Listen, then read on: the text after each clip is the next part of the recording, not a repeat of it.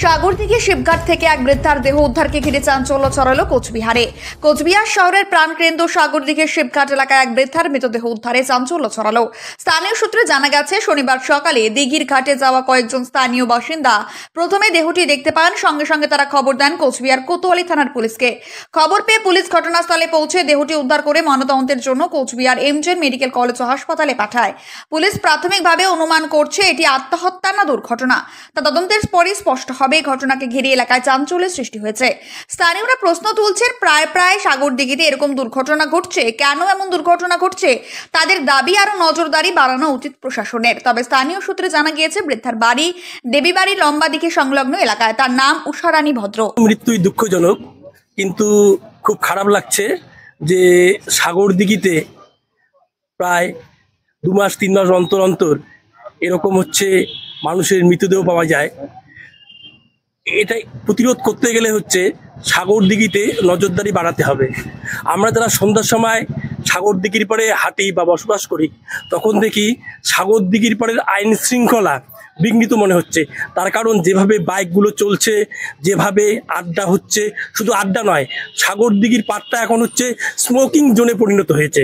আমরা এখানে পুলিশ প্রশাসনের উদাসীনতা লক্ষ্য করছি এবং যেভাবে একটা মৃতদেহ পড়ে থাকতে দেখা যাচ্ছে, কয়েকদিন আগেও একটা মৃতদেহ পড়ে পাওয়া হয়েছে।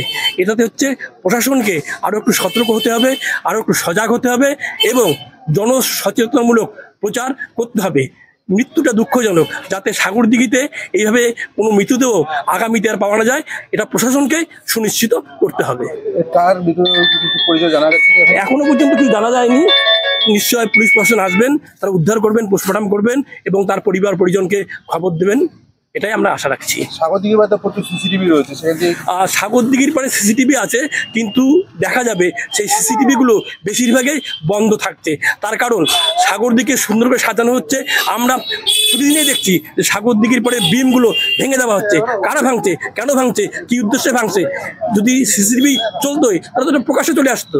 আমার মনে হয় সিসিটিভিগুলো শুধু লোক দেখানোই বসানো হয়েছে, কোনো কাজের কাজ কিছু করছে না।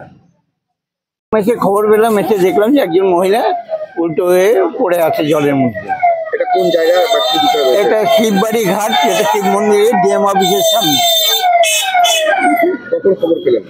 আমি অল্প কিছুক্ষণ আগে খবর পেলাম, এসে দেখলাম পড়ে আছে। 8 ঘন্টা আগে আমি খবর পেলাম, এসে পড়ে আছে। পরিচয় পাওয়া গেছে বলে? না, এখন পর্যন্ত পাওয়া যায়নি। পুলিশ এসছেন, ওনারা দেখছেন, এখনো জল থেকে তোলা হয়নি। আমরাও দাঁড়িয়ে আছি দেখার জন্য যে কোথাকার, বোঝার চেষ্টা, জানার চেষ্টা। আপনার নাম? আমার নাম বিবেক দেবনাথ। ওকে।